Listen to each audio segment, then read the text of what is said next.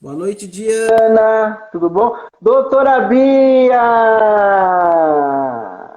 Oi, Wagner, tudo bem? Tudo Ô, jóia? doutor, tô te Obrigada. ouvindo. Opa, obrigada pelo convite. Isso, ó, o doutor Rodrigo Sato entrou. O Anderson, lembra do Anderson lá de Manaus, doutora?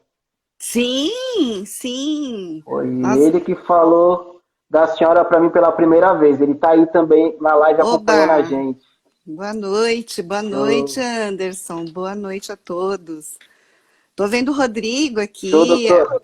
A, a, Ah, a- o Rodrigo tá aqui olha também. só, a Diana também. Olha, mandei aqui né, pelas redes sociais avisando que a gente ia ter essa live e o pessoal tudo, fã da doutora Bia, a doutora Bia é demais, a doutora Bia que me É, ensinou. né, eu que aprendo com eles. É uma troca, né, doutora? Igual aqui. Com Vamos fazer uma troca certeza. aqui. Muito legal, Wagner. Olha, já temos 9 pessoas aqui. Acredito que a live deve ter começado já há uns 3, 4 minutos. Eu vou olhar o meu reloginho aqui, que da última vez na live com o Edson lá da Fundação Dorina, a gente se empolgou. Quando a gente viu, o Facebook, o Instagram falou, vocês têm 10 segundos. Só foi tchau, tchau, Uau, beijo e acabou. que Então hoje a gente vai, ótimo! Maravilha. hoje a gente vai tomar conta disso também. Muito boa noite para todo mundo que está assistindo a gente ao vivo. Muito bom receber vocês aqui de novo. Para quem já vem acompanhando a gente, esse é o nosso terceiro bate-papo. Iniciamos a conversa com o Edson, lá da Fundação Dorina, que trouxe informações sobre a Fundação Dorina, sobre os seus 24 anos de Fundação Dorina. Falamos sobre reabilitação, sobre a deficiência visual, falamos sobre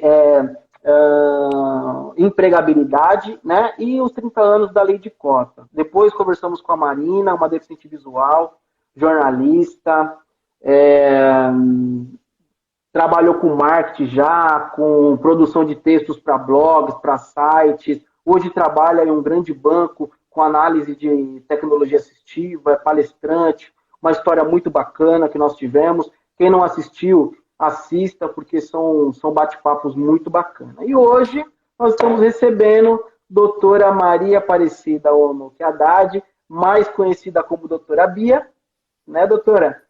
E hoje Sim, nós vamos falar bastante sobre deficiência visual, sobre as maiores causas, né, da deficiência visual, os cuidados, sobre a reabilitação, né, para a gente sabe que grande parte das deficiências visuais poderiam ser evitadas com tratamento, né? Enfim, a doutora Bia vai falar mais sobre isso. Mas assim que você perdeu a visão, o que fazer, né? Aonde procurar, quem procurar. Então a gente vai falar bastante sobre isso. Esse canal, onde vocês estão, o Falando em Acessibilidade, foi criado para fazer um bate-papo tanto para quem está introduzido na deficiência de alguma forma, ou deficiente, ou pai, ou amigo, ou professor, ou alguém que trabalha com deficiente visual, ou um deficiente, né, no geral, quanto para aquele que nunca parou para falar sobre, caiu o fone de ouvido aqui, quanto para aqueles que nunca pararam para ouvir sobre o tema, para discutir. Então, é um bate-papo para todo mundo, tá? Então, apresentando um pouquinho a doutora Bia, ela é chefe do setor de visão subnormal e reabilitação visual do Hospital das Clínicas, né, da Faculdade de Medicina da USP. Ela é coordenadora lá do Humaitá, que é um espaço criado para reabilitação de pessoas com deficiência visual da rede Luci Montoro. A doutora Bia, ela é responsável também, ela é presidente hoje, né? Acho que a senhora está com a presidência hoje lá da Sociedade Brasileira de Visão Subnormal, né, doutora? é a segunda gestão que eu sou presidente. Presidente pela segunda vez. Show. Então, deu para vocês verem aqui que a doutora Bia é fera, faz de tudo e agradecer pelo tempo que ela tirou para conversar com a gente. Então, eu queria que a senhora falasse um pouquinho da senhora, né? Fizesse uma descriçãozinha aí da senhora, do seu ambiente, para o pessoal que não enxerga saber como que é a doutora Bia, e falar um pouquinho sobre como que a senhora entrou, né, na deficiência visual, na reabilitação, né? Li um pouco que a senhora começou com glaucoma, né? E agora brilhando aí na reabilitação visual. Pode falar um pouquinho pra gente? Bom, eu sou, para quem não me conhece, eu sou de origem oriental. Eu sou neta de japoneses, apesar do Haddad do meu marido, né? E Maria Aparecida, né? Mas o pessoal me conhece por Bia, que é meu apelido de infância, né? Na verdade, por onde eu passo, sempre tem alguém ligado, relacionado, ou da época da faculdade ou do colégio, e fica entre Bia, Maria Aparecida, né?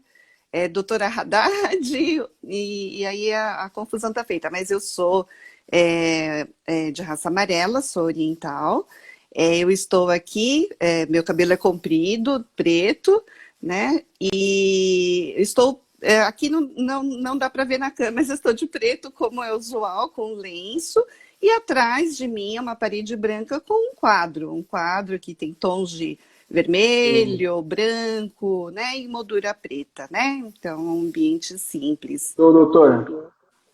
E eu vou falar um pouco de mim, então, né? Como foi a pergunta do Wagner. Bom, eu sou formada pela USP, Medicina, depois eu fiz a residência na Santa Casa de São Paulo. Isso faz um bom tempo já, né? Eu sou formada na 70ª turma da Faculdade de Medicina da USP, a 70, e depois eu fui fazer residência na Santa Casa. E na Santa Casa existia um setor de reabilitação visual, de visão subnormal, que não existia praticamente nenhum serviço de residência em oftalmologia. E durante a residência, primeiro, eu me encantei por glaucoma, né? Eu achei primeiro que oftalmologia realmente é uma especialidade fantástica, né? Que a gente pode fazer muita intervenção, ajudar muito o indivíduo que procura, né, o médico oftalmologista. E gostei muito de glaucoma, né? E eu achava que glaucoma, sempre acho que a intervenção do glaucoma é extremamente importante para a prevenção da cegueira. E enquanto eu fazia a subespecialidade de glaucoma, eu comecei a observar que muitos pacientes ou chegavam tardiamente, então o diagnóstico era muito tardio, né? Crianças com quadros de glaucoma congênito, um quadro que chegavam muito graves, mas uma das coisas que hoje eu vejo é que se o glaucoma congênito é diagnosticado logo e o tratamento é feito, né, em tempo, né, precocemente, né, é possível fazer a prevenção da cegueira nesse quadro, né? Mas, de qualquer maneira, eu via que muitos pacientes chegavam muito tarde, muitos com muitas dificuldades para o desempenho das suas atividades no dia a dia, né? E como na Santa Casa tinha o setor de visão subnormal e não tinha em lugar nenhum, né? Eu decidi também fazer essa subespecialidade, né? Então, eu estou nessa subespecialidade já há 33 anos, praticamente, né? E cada dia eu aprendo mais, né? Eu aprendi muito na Santa Casa. Depois da Santa Casa, eu fui convidada pelo professor Newton Cara José para auxiliar o Dr. Marcos Wilson Sampaio na implantação do serviço de visão subnormal no Hospital das Clínicas, porque não existia, né? Como eu disse, só existia na Santa Casa. Então, e isso foi em 1997, né? Eu me formei em 87, em 97 eu voltei à faculdade, ao Hospital das Clínicas, né? Para implantar junto com, né, sob a chefia do Dr. Marcos Wilson Sampaio, sob o comando do professor Newton Cara José, o serviço de visão subnormal, né?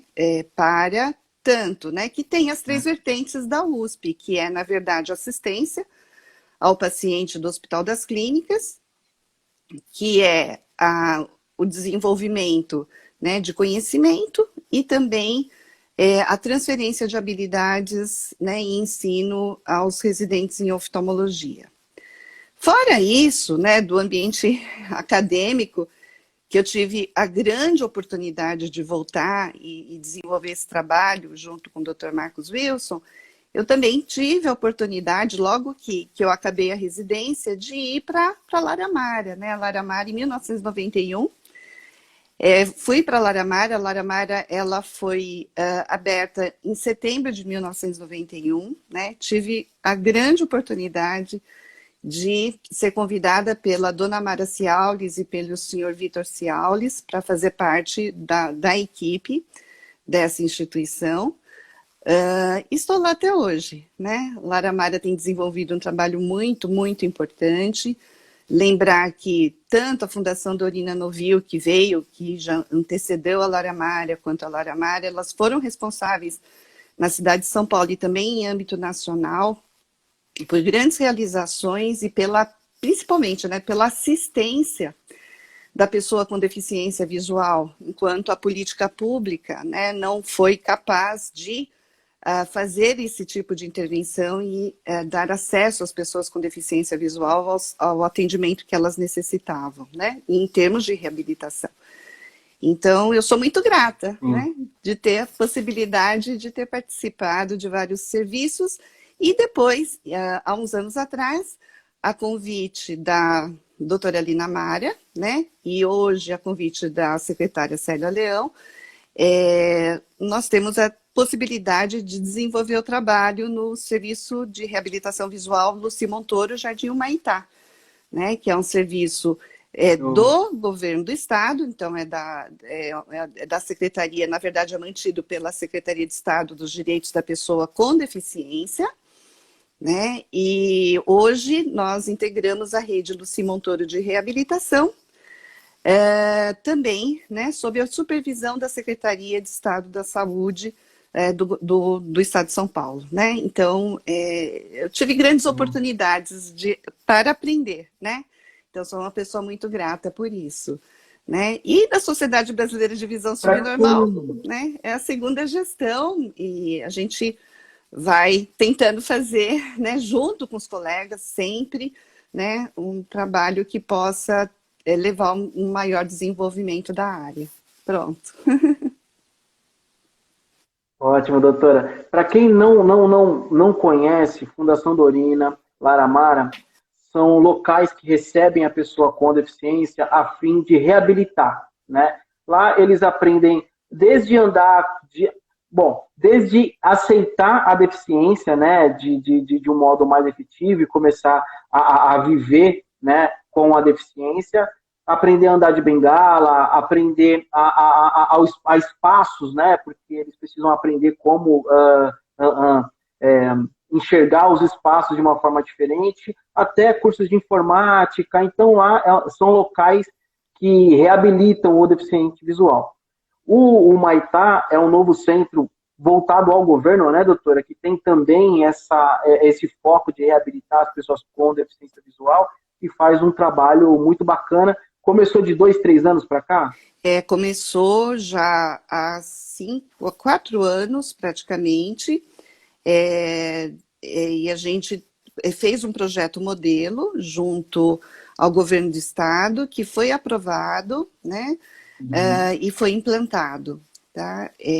Lá é um centro localizado no Jardim Humaitá, né, que, para quem não conhece, é zona oeste de São Paulo, próximo à Vila Leopoldina, próximo ao CEAGESP, então é na região oeste de São Paulo. Lá nós temos um trabalho voltado para a pessoa com deficiência visual, então nós temos um programa de reabilitação visual com uma equipe multiprofissional, num trabalho interdisciplinar, e temos também um programa de apoio à inclusão, né? Trabalhando em diversas áreas, de transferência de habilidades e também na área de empregabilidade. Né? E lá nós temos 2 coordenadoras, né? A Maria Cecília Moreira e a Sônia Gondo, né? Que atuam coordenando a equipe nessa área. E eu trabalho hoje, né, após a implantação, como gerente médica de lá. tá? Mas é um serviço E olha, gratuito, integra a rede Luci Montoro, porque a rede Luci Montoro, que lindo. a rede Luci Montoro, ela foi implantada primeiro com o trabalho na área da reabilitação física, né? A nossa unidade Uhum. é uma das unidades, é a única unidade que trabalha na área da reabilitação visual, né? Hoje o esforço junto à Secretaria de Estado, junto à Rede Luci Montoro e a Secretaria de Estado da Saúde e dos Direitos da Pessoa com Deficiência, é desenvolver um modelo que possa ser replicado, né, em todo o estado de São Paulo, uma vez que é uma rede estadual, né, e quem sabe depois esse modelo possa ser replicado em todas as outras regiões do país. Mas hoje o nosso desafio é desenvolver um modelo que tem a possibilidade de ser replicado, né, com todos os indicadores necessários para que isso possa acontecer. Então, eu acho que esse é o grande desafio da rede do serviço Luci Montoro Maitá para a reabilitação visual. E falar que é um lugar lindo, com serviços muito bons, muitos profissionais, coisas de ótima qualidade, Não, tecnologia, né, doutora? Tem uma isso. tecnologia muito excelente lá dentro, profissionais dedicados. Então, assim, como que a pessoa faz, doutora, para conseguir um atendimento na Laramar, acho que é legal a gente falar, e um atendimento no Luci Montoro, quer dizer, no Humaitá, né? Isso. A Laramara, né, continua com o atendimento, está comemorando seus 30 anos, né? É uma instituição que acolhe as pessoas com deficiência visual e suas famílias. Hoje, nós temos Legal, hein? mais de 13 mil pessoas, né, e famílias que foram atendidos e que fizeram uso dos serviços da Laramara. Laramar é uma instituição de porta aberta, né? Para que a pessoa possa ter o atendimento, ela necessita ter o encaminhamento do oftalmologista, do seu oftalmologista, Ah, nesse encaminhamento, que é uma carta simples, o oftalmologista deve colocar que a pessoa precisa do atendimento, da avaliação, né? Porque é uma pessoa com deficiência visual e que precisa do processo de reabilitação. Então, Laramara é porta aberta, né? É uma organização não governamental, sem fins lucrativos, né? E a gente tem porta aberta. Já no serviço Luci Montoro Maitá, é um serviço hoje que faz parte, que precisa ser, a pessoa precisa fazer ser encaminhada, né, por regulação, tá? Então, a pessoa que necessita do atendimento em reabilitação visual, ela vai a uma unidade básica de saúde e essa unidade básica de saúde deverá fazer o encaminhamento para a regulação, né? E a partir da regulação, então, é disponibilizada a vaga, tá? E aí a pessoa integra, né? Faz um processo de triagem e aí integra, então, faz os atendimentos necessários dentro de um programa individualizado de reabilitação visual. show, doutora. Você que tem deficiência visual, está aqui em São Paulo, né, e quer se reabilitar, quer procurar um serviço para aprender outras coisas novas, ser acompanhado, né, então fica a dica, procure a Laramara, procure a rede do Simão Toro, né, do Jardim Humaitá, e porque assim, vale muito a pena. E você que está em outro estado, em outra cidade, normalmente todas as cidades têm um instituto ou uma associação de cegos, né, que tem esse mesmo trabalho de reabilitação. A gente sabe que esses institutos, essas associações passam por momentos difíceis de atendimento, de recurso, né? Então, isso é uma coisa que eu falando de acessibilidade também quer mudar um dia, né? Trazer uma visão de empresas, uma visão do governo para esses institutos, essas associações, né? Então, já deixar avisado que você que tem deficiência visual, procure um local que tenha reabilitação para você conseguir viver em comunidade ali com o pessoal que está buscando, né, uma reabilitação como você e profissionais que estão dedicados a esse trabalho. Né, doutora? É importante deixar essa mensagem. Com certeza, Wagner, com certeza. Né? E lembrar que os serviços todos são gratuitos, né? A Lar Amara, ela tem um programa de doações para que haja autossustentabilidade, né? Então, doações são muito bem-vindas para a instituição, né? Mas a pessoa que vai ser atendida, o atendimento é totalmente gratuito, né? Nós não estamos na rede SUS, é uma organização, a Lar Amara é uma organização não governamental, mas de porta aberta, né? E os atendimentos são integralmente gratuitos, tá? A Natália deixou uma contribuição aqui, que lá em Santos tem o Lar das Moças Cegas, que também eu conheço, é fantástico. E existem tantas outras, né? Então, procurem. Eu vou deixar aqui um compromisso, que eu vou começar a fazer alguns bate-papos com presidentes, né, de associações como essa também, conforme o tempo, trazer listas para vocês que estão em outros estados, para vocês conseguirem ter um acesso melhor a esses locais. Eu vou deixar esse compromisso aqui, tá? Doutora, eu acho que uma coisa importante que a população precisa saber também é quais são as maiores causas da deficiência visual, né? Quais são herança de família, vamos dizer assim, quais são aquelas que são adquiridas na vida, o mais jovem ou o mais idoso. O que a senhora pode passar para a população quanto a isso? Bom, a gente pode pensar, né, primeiro na população, né, na estimativa de população com deficiência visual mundial, é uma estimativa muito, muito grande, né? É colocado mais de 1 bilhão pela Organização Mundial da Saúde.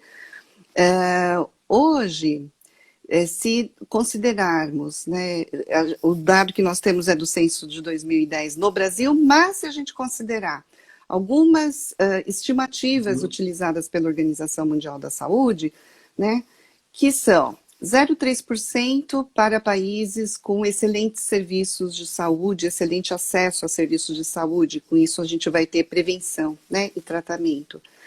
0,6% para serviços para países, regiões que tenham serviços razoáveis de atendimento, né, uma rede razoável.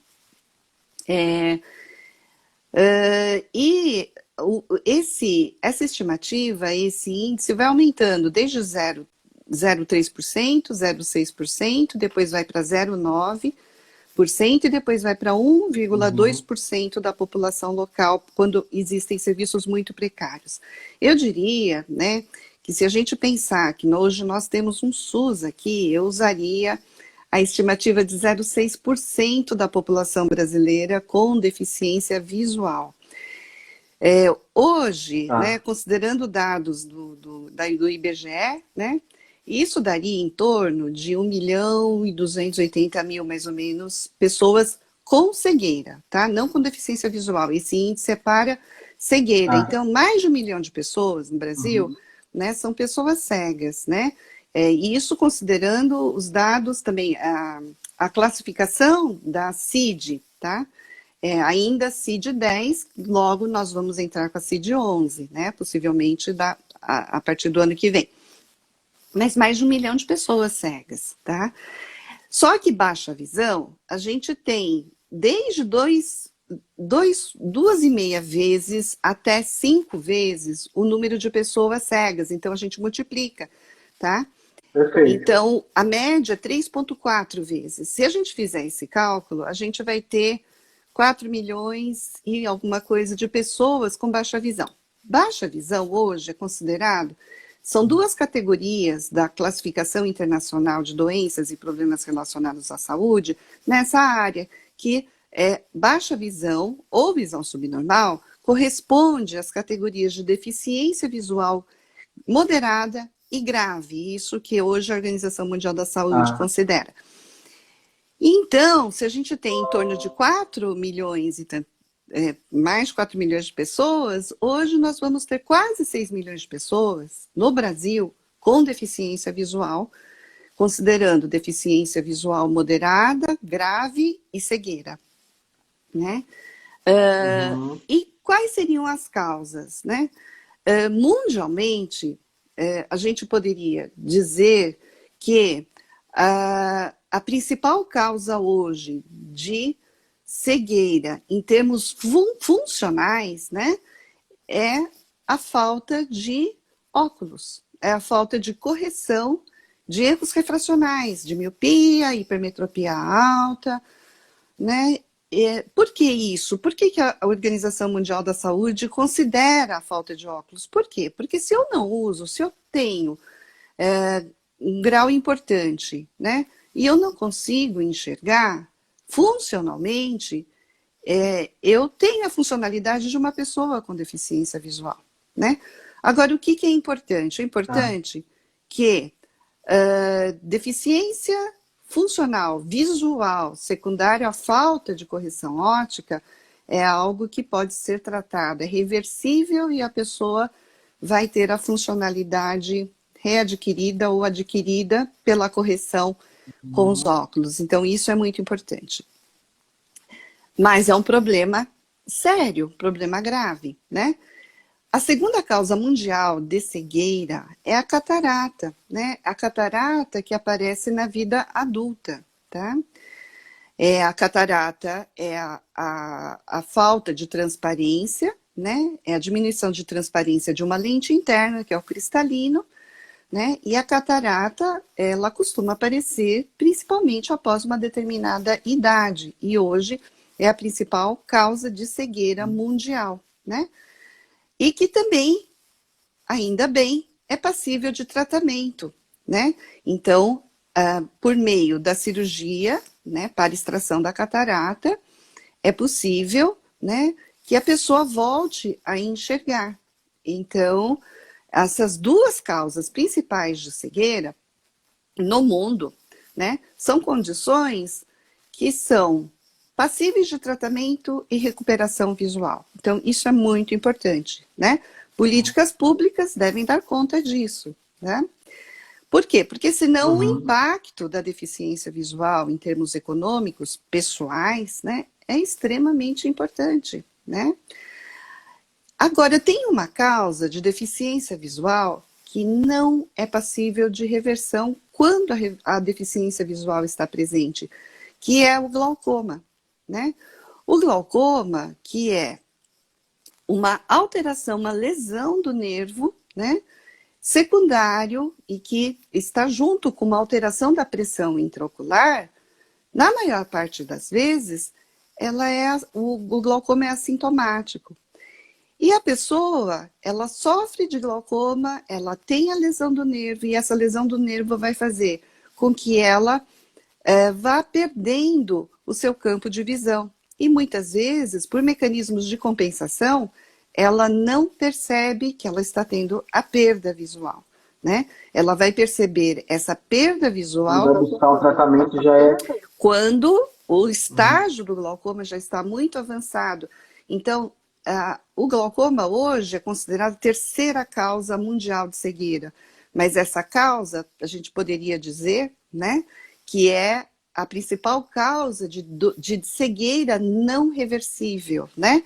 Que, apesar do tratamento, dependendo do estágio do glaucoma, uma perda visual importante é impossível de ser revertida e haver a recuperação da visão, né?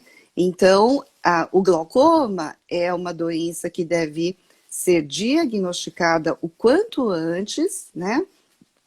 E tratada, né? E hoje o tratamento é clínico ou cirúrgico, né? A gente tem um leque imenso de possibilidades de tratamento por meio de medicação, né? E quando o quadro é refratário, é claro que é a indicação cirúrgica. Mas o que é mais importante é que o diagnóstico seja precoce, né? O nosso professor titular do departamento, professor Remo Suzana Júnior, né? Um dos grandes nomes mundiais do glaucoma, né? Ele sempre coloca isso, né? Que é extremamente importante entender por que as pessoas continuam a ficar cegas por glaucoma, né? E um dos principais fatores é o diagnóstico tardio. Então, o recado é, toda pessoa que vai ao seu oftalmologista fazer a revisão periódica da sua saúde ocular, é extremamente importante, né, que o exame observe as condições, né, do nervo e da pressão intraocular para que o diagnóstico seja feito. Isso é muito importante. Outra causa muito importante de deficiência visual no nosso meio e também em nível mundial é a degeneração macular relacionada à idade. A degeneração macular relacionada à idade é uma modificação, né? É uma degeneração de células que estão localizadas em camadas da retina, bem na área central da retina. Tá? E essa área central da retina é onde nós temos as células mais especializadas em termos de resolução visual. Então, quando eu preciso ter um alcance visual, né, maior, para longas distâncias, eu preciso a integridade dessa área central da retina, da área macular. Nessa área nós temos os cones. E quando eu tenho lesão de cones, que estão concentrados na área central da retina, eles também estão difusamente na retina, mas a grande concentração é na mácula, na área central. O que acontece? A pessoa tem a lesão, ela não consegue ter um longo alcance visual, na maior parte das vezes, tem uma dificuldade para a leitura, para reconhecimento de faces, né? Porque elas referem que, aparentemente, quando elas olham, né, no centro, tá? Como a gente geralmente faz a fixação, elas observam como se fosse uma imagem manchada e precisam, então, fazer uso da visão ao redor dessa mancha. Só que ao redor dessa mancha, a resolução visual é menor. Então, existe uma grande dificuldade visual. Então, essa também é uma das principais causas de deficiência visual no nosso meio. Outra causa é a retinopatia diabética, né? É a lesão da retina secundária a lesões vasculares, tá? Secundárias ao diabetes, né? Descompensado. E sabemos que essa doença, né? Ela é muito prevalente, né? E que a gente precisa do tratamento, da prevenção, né? Porque nós precisamos do controle dessa doença para evitar a retinopatia diabética. Como a gente pode ver, Wagner, muitas das doenças que levam a deficiência visual, cegueira ou baixa visão, são doenças relacionadas à idade, né? E hoje, como nós temos um aumento da vida média da população mundial, e principalmente nos centros mais desenvolvidos, é claro que essas doenças estarão muito prevalentes na população mundial, né? Então, as causas relacionadas à idade são muito importantes, mas a gente não pode deixar também de lembrar a cegueira na infância, né? A cegueira na infância, apesar de menos de 2% da cegueira na infância, né, é o que corresponde à cegueira global, né? Por que falar em cegueira na infância é tão importante? Por conta da vida que essa criança terá com a deficiência, né? E se a gente não fizer uma reabilitação, no caso, uma habilitação dessa criança, habilitação visual, né? Não fizer uma intervenção para promover o seu desenvolvimento, né? Nós teremos um impacto similar na infância à deficiência visual secundária à catarata não operada. Ou seja, por conta da vida que essa pessoa terá pela frente, né? Uma vez que ela tenha uma deficiência visual já diagnosticada na infância, se intervenções em reabilitação não forem feitas, o impacto, né, social, econômico, pessoal, é tremendo por conta dos anos de vida dessa pessoa, né, que essa pessoa tem pela frente. né? E na deficiência visual na infância, nós podemos pensar, né, em quais as causas, principais causas. Hoje nós temos, né, também muito a retinopatia da prematuridade, né, uma lesão por conta de uma retina imatura no recém-nascido antes, né, pré-termo, né, e quanto mais cedo, mais precoce o nascimento e menor o peso, maior chance do desenvolvimento da retinopatia da prematuridade. Temos quadros também de catarata congênita, de glaucoma congênito. No nosso estado, no estado de São Paulo, temos uma prevalência ainda grande de lesões retinianas secundárias à infecção congênita, como toxoplasmose congênita, tá? É uma das principais causas no estado de São Paulo e leva a uma lesão do centro da retina também, né? Com grandes dificuldades visuais. E lembrar também que hoje, principalmente em regiões mais desenvolvidas do mundo, nós começamos a ter um importante aumento dos casos de deficiência visual cortical, né, que é a lesão em áreas cerebrais responsáveis pela visão e pelo processamento visual, fazendo com que as crianças também tenham dificuldade visual importante, né, com características um pouco diferentes das crianças com deficiência visual por uma causa ocular.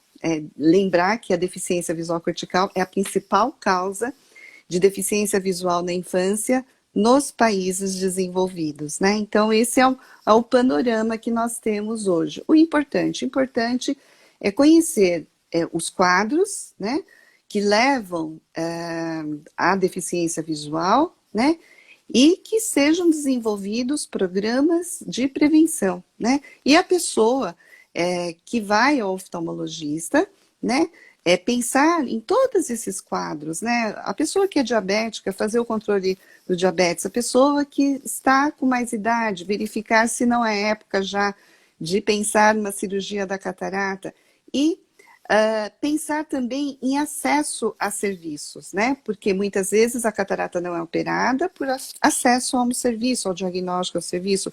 O glaucoma avançou por falta de acesso a serviços, né? Falta de diagnóstico, né? Então, a melhora do acesso para a prevenção e o tratamento precoces, isso eu acho que é fundamental no nosso meio. Show, doutor. Eu acho que, assim, uma mensagem que a gente precisa deixar, as pessoas precisam criar o hábito de ir ao oftalmologista, fazer uma prevenção, saber sobre a saúde ocular, né? Eu acho que a oftalmologia acaba as pessoas deixando para ir quando começa a apresentar algum problema mais grave, e muitas vezes essa evolução da doença acaba fazendo com que a cura, ou a cura não, mas o tratamento seja mais difícil, né? Então eu acho que aí vocês podem falar, poxa, mas marcar um oftalmologista no público é muito difícil, é muito tempo. Se vocês fizerem um trabalho de prevenção, marcar com antecedência para fazer um acompanhamento, vocês vão conseguir fazer esse acompanhamento. O problema é você precisar disso de uma hora para outra. E a população é muito grande. A oferta de serviço público, a gente sabe como que é. Então, às vezes, a gente coloca a culpa no serviço público, mas, na verdade, a culpa está com a gente, que deixou para procurar na última hora. Né, doutora? Com certeza, com certeza. Pensar, né, que ao menos uma vez por ano a gente deve fazer uma revisão, né, fazer uma avaliação oftalmológica para ver se está tudo bem, verificar, né, a correção ótica, o óculos, se está adequado, né, porque tudo isso a gente vai, né, esse quadro vai se modificando ao longo do tempo. Então, ao menos uma vez por ano, eu acho que todos, né, devem se programar para isso, para uma avaliação oftalmológica. Com certeza. Não, legal, doutora. E a gente sabe lá que o serviço também do HC é um serviço fantástico, recebe muitas pessoas. Os médicos, é importante a gente falar que a visão subnormal é uma subespecialidade, né, doutora? Isso. Que os médicos oftalmologistas precisam também buscar essa especialização, porque a gente precisa de mais médicos oftalmologistas. Estou falando pela minha cabeça, não sei se isso é uma verdade, tá, doutora? Mas eu acho que a gente precisa de mais médicos que cuidam dessa deficiência, dessa perda visual um pouco mais severa. Então, eu acho importante também, procure a doutora Bia, procure o serviço do Hospital das Clínicas, ou melhor, da USP, né, Da doutora? USP, é. Fala um pouquinho mais para os nossos amigos oftalmologistas que vão assistir a gente, estão assistindo a gente, sobre essa oferta do curso, sobre a necessidade de novos médicos aprenderem mais sobre esse tema. Com certeza, obrigada, Wagner, pela oportunidade. Então, como eu disse, né, a gente tem em torno de quase 6 milhões de pessoas com deficiência visual no nosso país. Grande parte, né, dessas pessoas são pessoas com baixa visão, né? O que é importante? O importante é que quando a pessoa tem a perda visual, né, o oftalmologista é o primeiro profissional que, ao diagnosticar a deficiência visual, deve encaminhar ou indicar um serviço ou um outro profissional que possa já dar, né, o início para um processo de reabilitação visual. Então, isso é extremamente importante, né? Nós sabemos que muitas vezes a pessoa tem a perda visual, mas ela não foi orientada para procurar um serviço de reabilitação visual, né? E às vezes elas chegam, puxa, por que ninguém me falou? Por que o meu médico não falou? Não, talvez porque não tem o conhecimento dos serviços, né? Hoje, há uns anos atrás, né? Essa subespecialidade, ela não era obrigatória na formação do oftalmologista. Então, ao se fazer uma especialização em oftalmologia ou uma residência em oftalmologia, essa subespecialidade, né? Subespecialidade como catarata, glaucoma, retina, estrabismo, né? Que são obrigatórias, a visão subnormal não era obrigatória.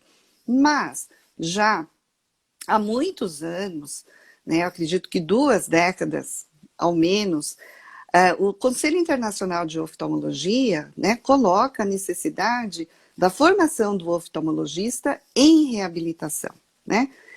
A Academia Americana de Oftalmologia coloca a importância também do oftalmologista em ter formação na área. Isso a gente pode ver pelas recomendações existentes na Academia Americana, pelas recomendações existentes no Conselho Internacional de Oftalmologia, para a divulgação da subespecialidade. E no Brasil também é obrigatório, né? Pelo Conselho Brasileiro de Oftalmologia, né?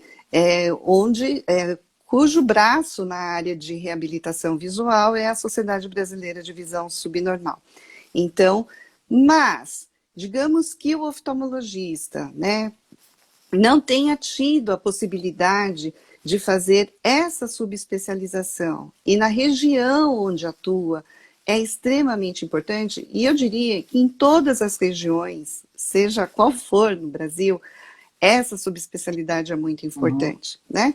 A gente tem que dar acesso às pessoas, né, para a reabilitação visual. Então, o que o oftalmologista deve fazer? Primeiro, procurar os cursos, né, nas escolas, nos hospitais, escolas, né, que ofertam estágios, fellows, né, na área.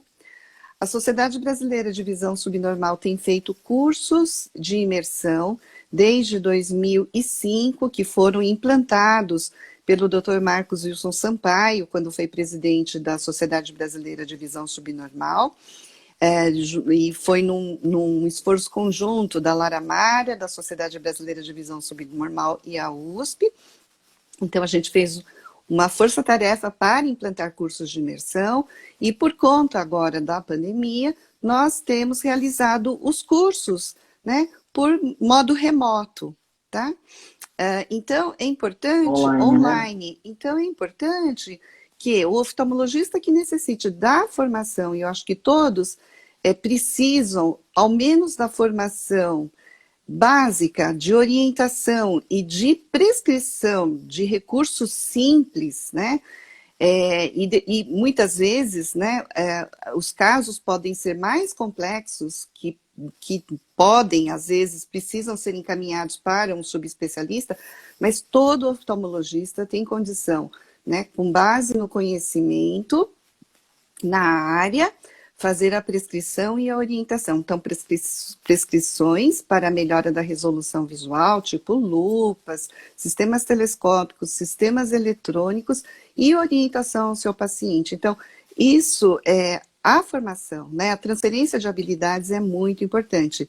E isso a gente tem trabalhado arduamente, né? Tanto com o apoio do professor Remo, né? Suzana Júnior, do Departamento de Oftalmologia, quanto do Dr. Benis, presidente do Conselho Brasileiro de Oftalmologia. Então, a gente tem um grande apoio, né, desses dois líderes para que a gente possa desenvolver a capacitação dos colegas nessa área. Então, eles precisam procurar. Nos procurem a Sociedade Brasileira de Visão Subnormal, né, e procurem saber quando teremos os próximos cursos, tá? Que é muito importante.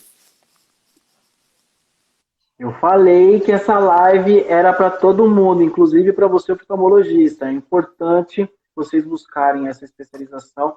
Eu recebo, doutora, muitos pacientes que chegam com uma indicação que precisa de uma lupa de mão, que seja, sem uma dioptria, sem uma ampliação, porque eu acho que é isso, muitos oftalmologistas não sabem, né? E acabam não indicando para o colega que tem especialização e não sabem prescrever, né? Eu acho que é importante isso que a senhora disse, buscar pelo menos esse conhecimento básico para conseguir direcionar o paciente para o local correto. Isso mesmo, Wagner. Fantástico, doutora. O oftalmologista precisa lembrar que, assim como ele prescreve um óculos, que é uma prescrição individual para o seu paciente, o recurso especial para baixa visão também é uma prescrição individualizada, né? E depende tanto da condição ocular do indivíduo, quanto dos seus dados de refração, das suas necessidades. Então, não é aleatório, né? É uma prescrição por meio de um protocolo de avaliação, né? Procurando dar a maior resolução do indivíduo. Então, a prescrição do recurso óptico é similar em termos de importância, né? À correção óptica, à prescrição dos óculos, né? E isso é muito importante deixar claro, porque senão muitas vezes a gente fala assim, usa uma lupa, né? Mas a lupa, a gente tem lupas desde 2 vezes de ampliação, né? De 8 dioptrias, 6 dioptrias, até lupas de 60 dioptrias. Mas qual será que... qual iluminação é a melhor? Né? Qual iluminação é melhor, né? Como eu tenho que usar, em que situação, né? Então, a gente precisa deixar claro que a prescrição é individual, né? Show, doutora. É muito legal.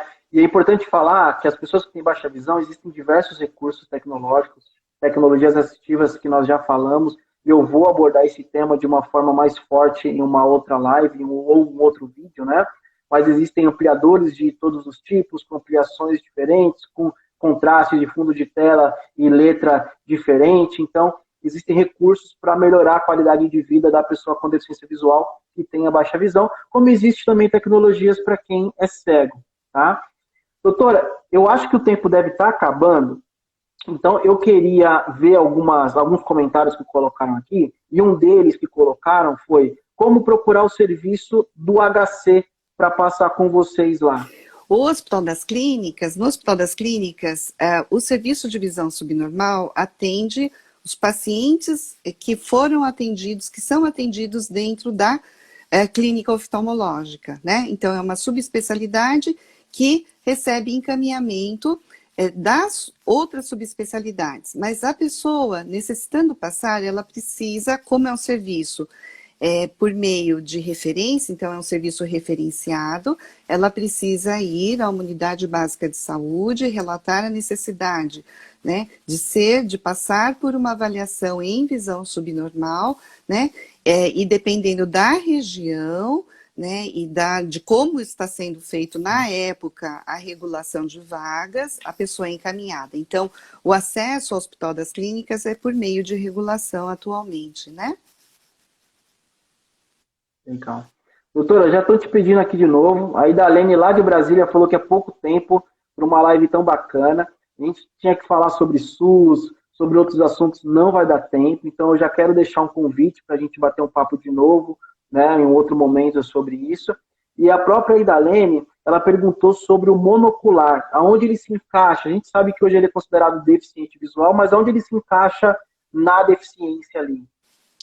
Sim, hoje, por conta da lei sancionada pelo presidente Jair Bolsonaro, né, a lei coloca que a pessoa com visão monocular, ela será considerada pessoa com deficiência visual após ser submetida à avaliação, né, por meio de uma avaliação biopsicossocial por meio de um instrumento, e esse instrumento é um instrumento de funcionalidade brasileiro modificado, que ainda não está aprovado. Então, para o segmento da lei sancionada, o que é necessário que primeiro exista a aprovação, né, e o uso, né, desse instrumento que existe, que está sendo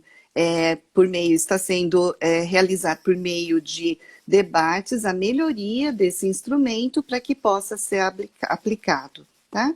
Então, hoje, a pessoa com visão monocular, automaticamente, ela não é considerada pessoa com deficiência, apesar da lei, porque necessita ainda ser submetida à avaliação biopsicossocial. Tá? Essa não é automático. Não é automático, é essa a recomendação que nós tivemos, tá? Maravilha, doutora. Outra coisa aqui que perguntaram, não sei se a senhora sabe responder para a gente, se a criança com deficiência visual entra no grupo prioritário para tomar vacina. Eu acho, aí eu não sei quanto à faixa etária, né? Eu acho que a gente precisaria verificar melhor, eu não poderia responder agora. Tá? Show. Maravilha. Doutor, eu acho que é isso. Já vou deixar o convite, como eu te disse, já estão pedindo a senhora de volta. A doutora Diana falou que foi muito bom, o pessoal adorou. Agradecer a senhora novamente por esse momento. Diana, saudades da Diana. A Diana, ela é excelente. A doutora Diana, ela atende muitos pacientes pelo convênio que ela atende, que é a Prevent Senior, e a gente tem um bate-papo muito bacana, né? Então, é uma pessoa muito legal. Nossa, a Diana é fantástica. Agradecer a senhora, a doutora. Ela é. A Ameline também. Doutora Ameline. Show. Com certeza. Grupo muito legal. Com certeza. E doutora, como eu disse, o Falando em Acessibilidade, esse projeto vem para falar sobre deficiência visual para todo mundo. Trouxemos aqui, a doutora Bia conhece muito, e nós trouxemos assuntos para todo mundo. Para quem é deficiente, para quem não é deficiente, para o oftalmologista, para o médico que já tem especialização, né, de visão subnormal. Então, acompanhe o canal, acompanhe a gente, vamos trazer novos assuntos. Temos vídeos que, se você não assistiu, assista. Entrevista com o Edson da Fundação Dorina, com a Marina, fantástico. Então, @Falando em Acessibilidade, lá no YouTube Falando em Acessibilidade, se inscreva, compartilhe, sininho lá no YouTube para ser avisado, aqui no Instagram, no Facebook, segue a gente para acompanhar tudo, tá? Doutora, queria que a senhora deixasse uma palavra final. Pode ser que termine o tempo, porque eu não sei, com essa... caiu a live, eu não sei quanto tempo tem, mas eu queria que a senhora deixasse uma mensagem final para quem está assistindo a gente, para quem vai assistir, porque eu vou deixar essa live gravada, tá? Então, eu queria que a senhora desse esse último recado para a gente. Bom, primeiro eu gostaria de agradecer o convite, foi um grande prazer, uma honra estar aqui. Tá? Muito obrigada, Wagner, pela oportunidade. Segundo, gostaria de deixar um grande abraço a todos os colegas que eu estou vendo aqui, tá? Eles, na verdade, que contribuem para que haja o desenvolvimento da área, são pessoas altamente comprometidas com a área da reabilitação visual. Gostaria de também deixar um abraço às pessoas com deficiência visual, né? Na verdade, tudo isso é para que haja uma melhor qualidade de vida, né? E que elas são realmente protagonistas de tudo isso, né?